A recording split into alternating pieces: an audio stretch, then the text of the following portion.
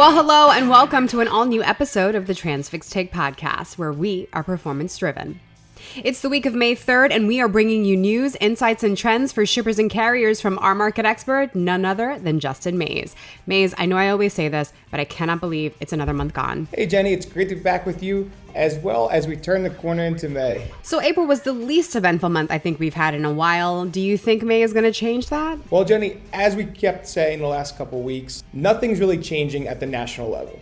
When we talk about the national level, since the 13th of April, we have seen rates basically sitting flat at $1.57 per mile line haul. Now, to unravel this a little bit, we actually have seen volume increase throughout the last 2 months of April, taking us into May with volume levels the highest they've been this year since January. Now, this definitely plays into the hand of why rates are nationally sitting flat. Additionally, Jenny, when we look at tender rejections, we don't see much movement here. If anything, they're continuing to slimly move upward. Well, then that leads us to the conclusion that we've all been saying for the last couple of months. I think we're finally starting to see the bottom, and you predicted it would be May. That's right, Jenny. At a national level, these trends are starting to signal a bottoming in the market. But we're going to dive into the regional outlook because each region is telling a slightly different story as seasonality is popping up throughout the country. But as you said, nationally, it does look like that carriers may potentially be finding the bottom of the market. And in freight, what goes down usually comes back up. So this is going to be an interesting unraveling of events over the next 2 months, probably. Well, Jenny, before we jump into the regional breakdown, I want to call out the reefer market. Go for it. Let's hear it. Over the last week of April, we have seen this market die down, with rejections now below 3%. That is a record low rejection rate for reefer freight. This was heavily driven by two regions, the Northeast and Midwest, where tender rejections have actually fallen below 2% as we turn into today, May 1st. Now, on the flip side, tender rejections in the South and Southeast are actually starting to see slight climbs, but not enough to compete with the drop seen in other regions. Which is something that both shippers and carriers can take advantage of if they play their cards right in the proper region. Is that right? That's right, Jenny. So shippers better look at this and take advantage of it out of the Midwest and Northeast. And for carriers out there, this is signaling room of opportunity if you have a reefer unit in the Southeast and South. So May is already on track to being somewhat of a busier month than what we've seen in the past couple of months. At the start of the year, Mays, I know we've got a big event coming up in the next 2 weeks that both shippers and carriers should be aware of. DOT week, a little over 2 weeks away. What are we going to see? Is this flatlining nationally going to actually start seeing a slight increase?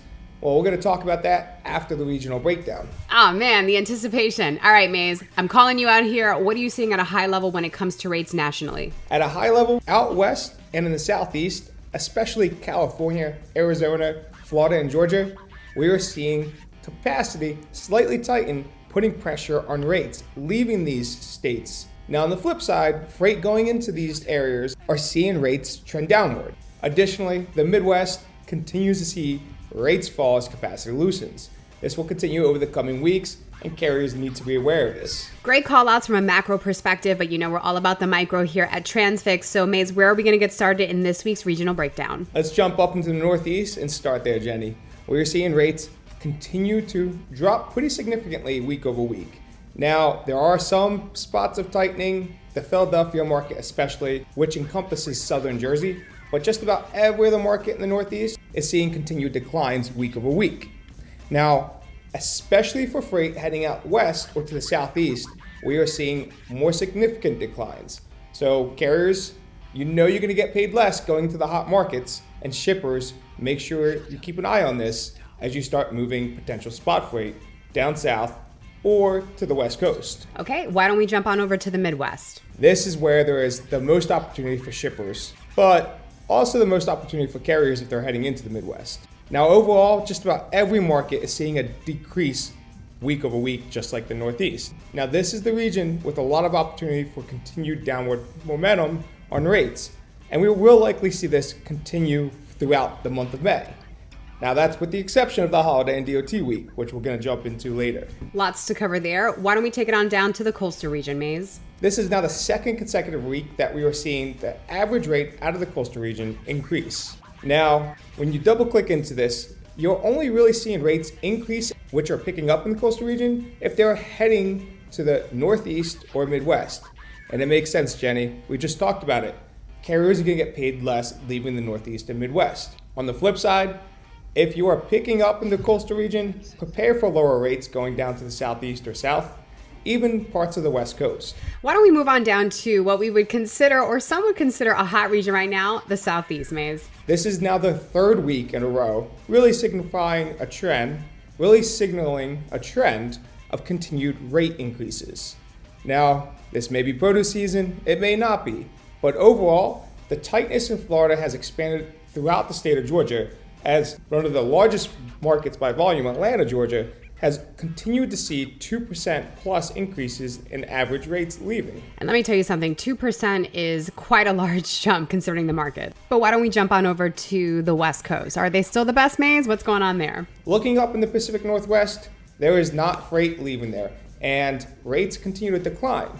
But when you look at California and Arizona, like we mentioned earlier, these are opportunities for carriers to push to get higher rates, especially in Northern California. Now, this is again 3 weeks, similar to the Southeast, that we've seen the trend in California and Arizona point to more pressure on rates. The question is, how long will this last for? Because, Jenny, for one thing, these increasing rates out of the West Coast are actually making freight destined to the West Coast come down. Yeah, I figured that would be the case considering that was more of a unexpected turn of events in regards to the California market. But why don't we close out the regional breakdown with the South? The South is a mix of two stories. We have some markets along the border seeing increases, along with Fort Worth and Dallas, which are major markets. But how long will this last for? And Texas has been flipping and flopping week over week, so there's no clear trend just yet outbound Texas. Now for Oklahoma and Arkansas, these are much smaller states by the size of volume, but we really aren't noticing too much change. It's mainly relatively remaining flat. So I'm a little surprised by that, just because I'm fully expecting for the South to at some point flip and support the amount of Mexican imports that we're going to see as a result of produce season, like we called out in the State of Freight episode. But that said, I think we've stalled enough. Why don't we get into the most pressing topic of the show? That's right, Jenny. DOT Blitz Week is just weeks away. As you mentioned, it kicks off Tuesday, May 16th and ends May 18th. This is a 3-day blitz. And for those of you out there that don't fully know what I mean by the Blitz Week, it's a week where a lot of carriers actually take their capacity off the roadway, and a lot of drivers end up taking vacations because they don't want to be put out of service. They don't want to go through additional inspections. And this usually causes some pressure on rates and pushes more contract freight over to the spot market.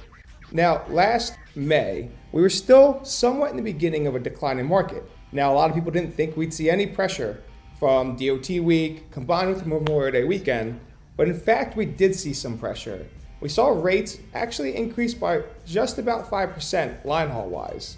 Now, more importantly, it's how long they lasted for. We saw the pressure on rates last for almost a week and a half into June. Yeah, so there's no surprise that we're likely going to see an increase in tender rejections, especially out of the nationwide market.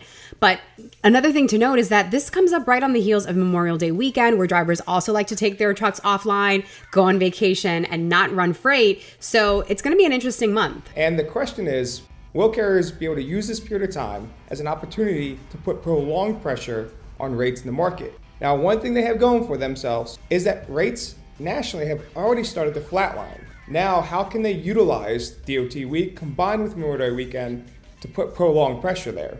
But again, when we go back to last year, we did see rates drop leading into the back half of June pretty significantly. And that could happen again this year, even if carriers are able to push up rates going into DOT weekend and Memorial Day weekend. Well, it's been a while since we pulled out the crystal ball. So what do you say, Maze? What do you think this is going to lead to in the next couple of weeks, or I guess the next 2 months? Well, Jenny, we will see rates increase through the DOT week combined with Memorial Day weekend. I think it's not going to be much different than last year, to be honest. There's still a lot of extra capacity out there. I know markets in Southern California, California as a whole, and parts of the Southeast are starting to trend upwards. But at the end of the day, drivers are not making as much as they have been in the past couple of years, and they're going to be more reluctant to take their equipment off the roads. But by the second week of June, we're going to see these rates come back down because the demand's just not going to be there from the shippers. Well, good sir, we will just have to wait and see. Until then, we will see you next week with an all-new episode of the Transfix Take podcast. Drive safely. All views and opinions expressed in this podcast are those of the speakers and do not necessarily reflect the views or positions of Transfix Inc. or any parent companies or affiliates or the companies with which the participants are affiliated and may have been previously disseminated by them. The views and opinions expressed in this podcast are based upon information considered reliable, but neither Transfix Inc. nor its affiliates nor the companies with which the participants are affiliated warrant its completeness or accuracy, and it should not be relied upon as such. All views and opinions are subject to change.